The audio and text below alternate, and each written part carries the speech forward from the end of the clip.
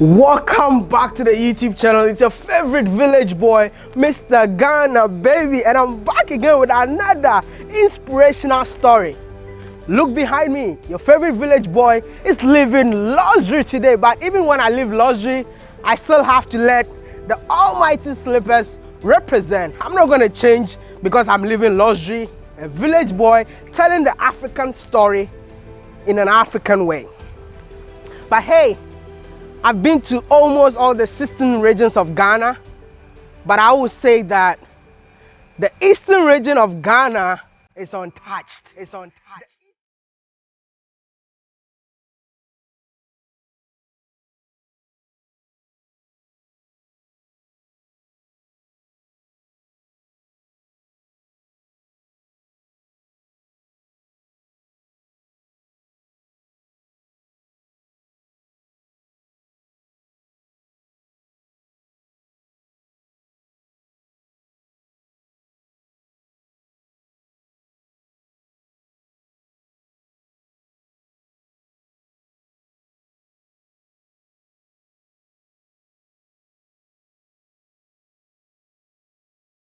I am from Western region. I normally say that the best come from the West, but hey, Tadi people, forgive me.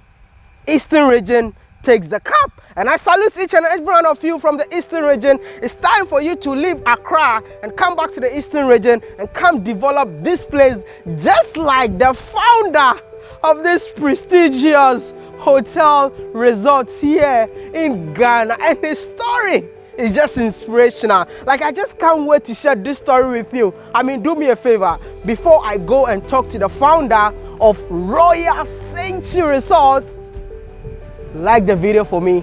And if today is your first time seeing this face on your screen, my name is Mr. Ghana baby, the original Tadi village boy from Ghana, and I'm on a journey to change the narratives of Africa by telling you the positive images of Africa. Nana, it's really an honor to sit down with you because I've heard a lot about Royal Senchi, not knowing that you are the founder of this prestigious hotel resort here in Ghana. I'd love to know you more, so if I should give you the chance to tell me who you are, your name, where you're from, where you're born, and how come you established this beautiful resort here in Ghana. Thank you. It's a pleasure to be with you, and thanks for having me on your show. Thank you. My name is Nana Asamoah Yeboah. I'm the founder of the Royal Senchi Hotel. The Royal Senchi started originally in 1997 as a garden restaurant, and then with time we got up to 12 rooms. Then it didn't satisfy my vision at that time because I'm a very curious person, and my job with the banana plantation took me around the world a bit, and I was always fascinated by the hotels I slept there, you know, the lovely places that I saw around the world. And I determined within myself that, look, one day I'll build a very good hotel that people will love, and I will be talk of the town, if you allow me. And it has a little bit of romance to it. You know, my fiancée at that time was in hospitality. Okay. And those days, I mean, moving people from Accra to the Royal wasn't a joke. So I said to myself, if I can get something, you know, to attract her, something to get her, to get her going here. Okay. So I thought about, you know, a nice small restaurant in this area to keep her busy. That's when it all started, you know. Are you trying to say that your fiancé data was the inspiration behind Royal Senchi? You can say that.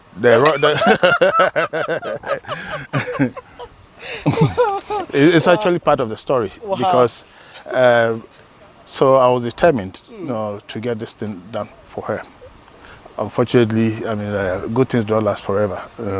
So we didn't get to marry, unfortunately. Wow. But that was the beginning, because I had acquired the land and I was determined to follow through the plan. As I told you, I was working as, if you like, the deputy to the managing director at that time, you know, the banana plantation. And we needed sand. So I was told there was a sand contractor around here. So I came looking for him. Unfortunately, he had left they said he'll be back soon. So instead of going back to the office, I decided to, take a walk around here. And now you can see a lot of structures here, but this whole place used to be swamp. And the only thing you could find sugar cane, and the rest of it was complete swamp. You couldn't even drive here. So you would drive up to a point and then you put on your Wellington boots or whatever and then walk in. So while I was doing my rounds, I just thought to myself, I mean, what a fantastic place to put up a beautiful hotel. So the idea just clicked and I decided to work on it. Incidentally, when I went to buy the land, those days, I don't remember how much, in today's currency, how much it is, but I think it was 50,000 or something, which was huge for me at that time. So I remember when I told the gentleman that, look, I'll pay you 50, and then at the end of the month, I'll bring the other 50. End of the month, I went to my 100,000 at that time, and I said, oh, the price has changed. Now it's 200. So ultimately, I got 4+, and it cost me 400,000 with the help of family and friends. I got it done. That was the first part of the business. But I didn't want anything mediocre, so I decided to take my time. And even then, I knew that you need to have a good architect, you need to have a good tradesman to work, even though it was small. Somebody said, why burden yourself with all this expensive costs? I don't cut corners in whatever I do.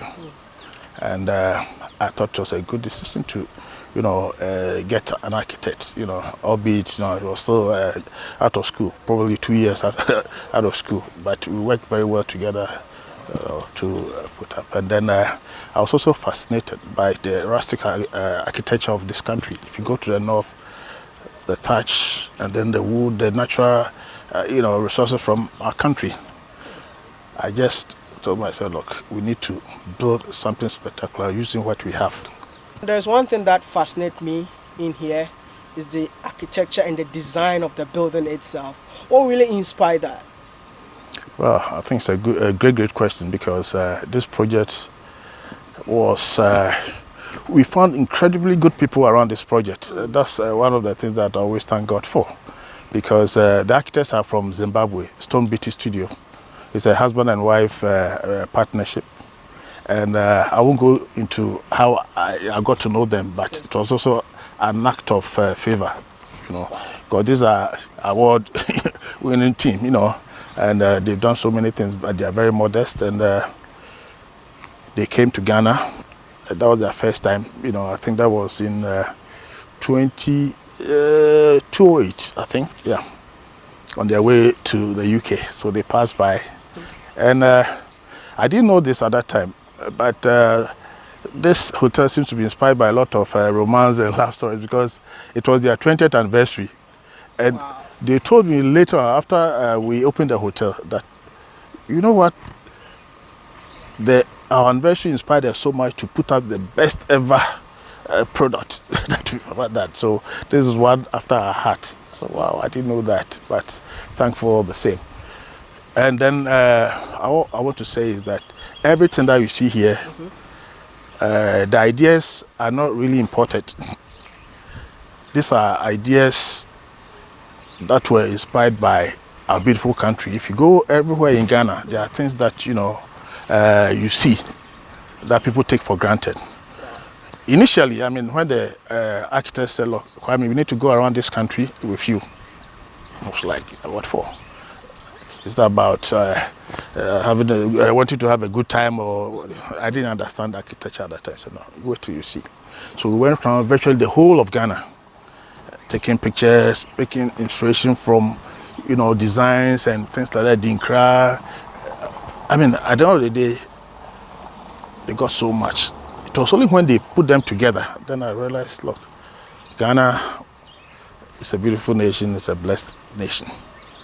And they put all together, and all the designs you see here are designs from Ghana. It may look like, designs from Kenya, or from South Africa, or whatever, but Ghana. We have thatch houses in Ghana. We've always had them. Exactly. Yeah, we've always had,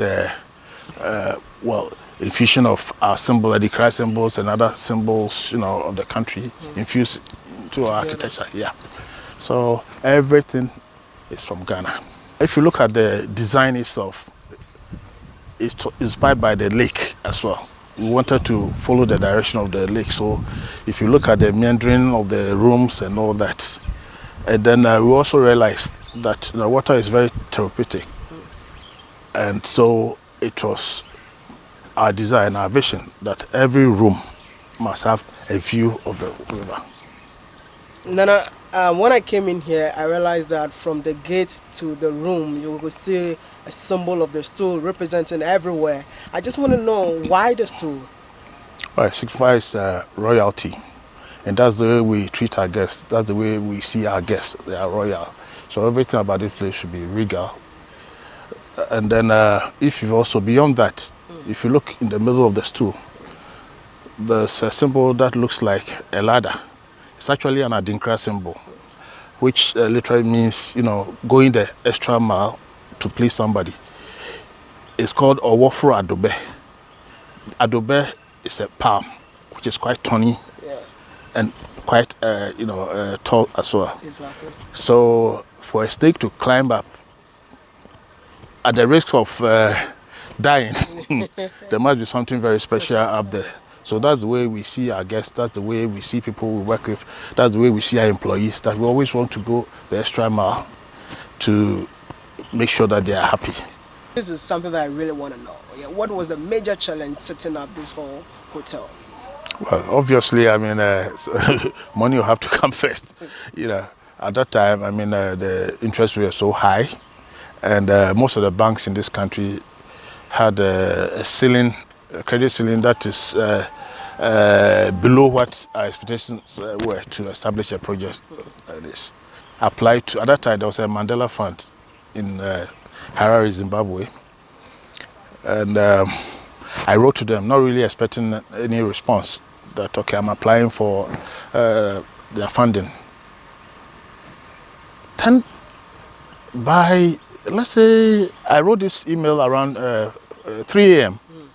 By 9 a.m. the following day, I had a response from them. And they said, oh, we're sorry, but this is a 10-year program. We've run it for 8 years, so we are not accepting any new applications. However, we have substantial interest in the project group in South Africa. So we'll forward your documents to them, and if there's any interest, they'll get back to you. I wrote back, we thanked them, but I felt something in me that, look, I'm onto something, you know, and it started boosting my confidence. Again, I wasn't expecting, you know, a response from the project group. Don't forget, project group at that time was one of the biggest hotel chains in Africa. So what would they want to do with somebody who has just 12 rooms? But, well, I said, well, at least it's not for want of trying. 2 days later, I got an email from the executive chairman of the project group. Wow. Yeah, wow, you can say that again. And he said, look, he's had some discussions and recommendations from the Mandela Fund. So he wants me to come to South Africa for a meeting. Wow. This man is inviting me to South Africa for a meeting. Well, we will go. And even then, ticket was a challenge. Fortunately, I had a family friend who gave me some money to travel and things like that. I'm forever thankful to him. I'm sure he doesn't want me to mention his name, so I won't. So, straight to South Africa. Then the picture started getting bigger and bigger for me, and very overwhelming because, and on that day, when I got to Cape Town, the office is in Cape Town, it was my birthday, 11th of May. And there was a guy in the office who really upset me. He said, well, he's not impressed. Why should the chairman invite me to somebody from Ghana to South Africa to waste their time, so to speak? Blah, blah, blah, blah. He went on and on and on, suggesting that, look, my project was simply not good enough to attract their attention. So naturally, I'm also, I don't take this kind of things lying down. So I told him, that's why you are not the chairman of this company. And you didn't invite me. And if I was the chairman, I would have sacked you straight away. Look, I'm done with you. Everybody's been polite to me. They might not believe in my vision, but they've been polite. but you are the first person who's been so rude. I said, maybe this man will be angry, and then he will call this meeting off. At 10 a.m. sharp, his personal chauffeur came to the hotel, said, the chairman would like to meet you in 20 minutes. Wow. I sat in the car and then went up. And I passed by the same individual's office, so that was cool. I just gave him, that look, if you know what I mean, and then continued. And this man is one of the most pleasant people I've ever met in my life. As soon as I entered his office, he said, well done, young man. You proved me right, because I was curious to know who was behind those emails, because that individual is just like me. I came to South Africa from Austria, and I worked my way up, and the confidence. So I was curious. But anyway, we're going to work together. Welcome. Don't mind what Bernard did. I would have done even worse to him. But thank God that I'm told what you did, and you're absolutely right. And to commemorate the visa, the visit, he actually autographed a book on wildlife. That's one thing you should also know. If you look at the surroundings, I'm into conservation big time. And he gave me a nice book on conservation. He autographed it, said to commemorate my visit to his office. And then there and then, believe it or not, he put in a call to IDC. IDC is like the World Bank, that takes care of the Southern Africa area. And he said, look, there's a gentleman from Ghana, and we are working on a project together. I'm interested in that project. So I'm going to send this guy to you in the next couple of days to meet with you in Johannesburg and the rest of it. And then I put the phone on speaker so that Kwame can hear what we're saying.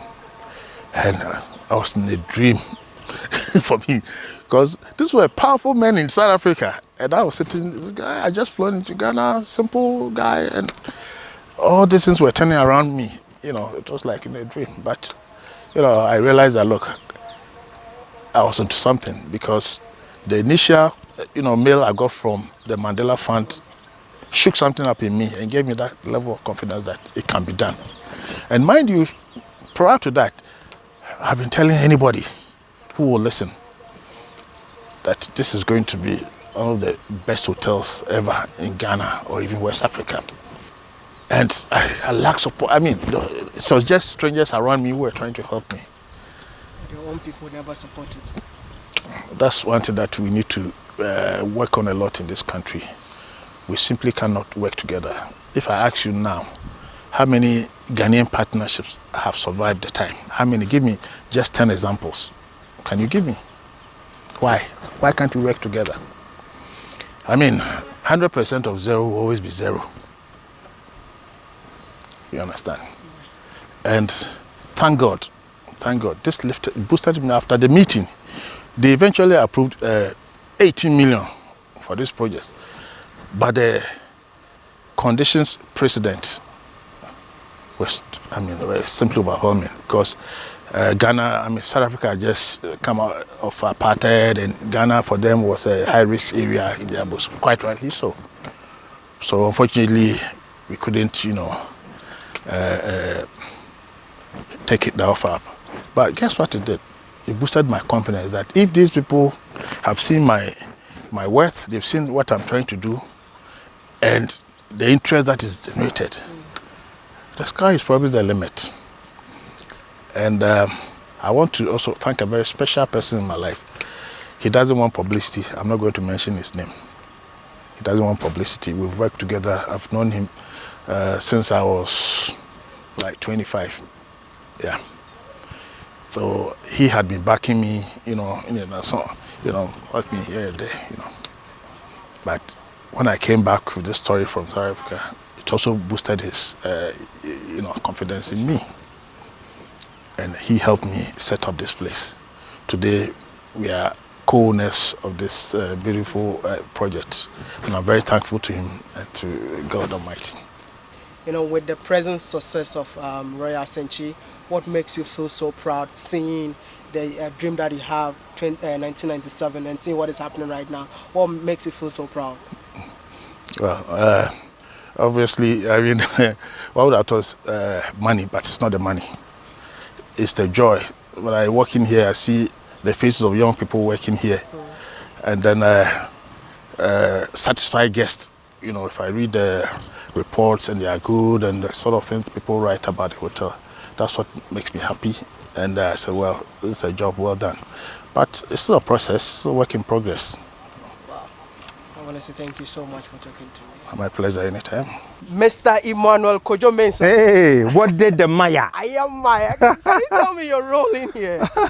Well, I'm the head of sales and marketing at the Royal Senchi, the beautiful Royal Senchi Hotel and Resort. I just want to know, yeah, what makes Royal Senchi so unique from other hotels and resorts here in Ghana?